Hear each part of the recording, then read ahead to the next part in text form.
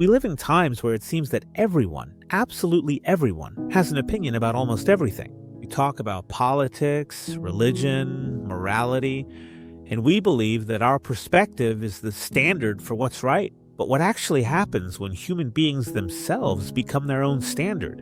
When they say, I know exactly what's right, and I alone decide what is true and what is not. That was the oldest and most fundamental mistake.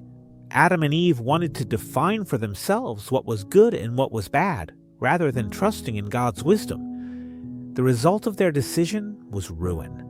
Since then, we keep believing that we know more than God. But when man takes the place of the Creator, everything falls into disorder.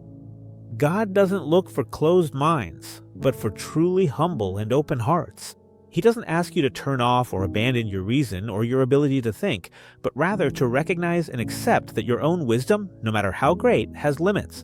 Every time you judge others solely from your own perspective or point of view, you run the risk of losing the deep compassion and empathy that only comes from someone who has truly been forgiven. Faith isn't about understanding absolutely everything, but about trusting the one who does understand everything, even when you do not. These are words of life.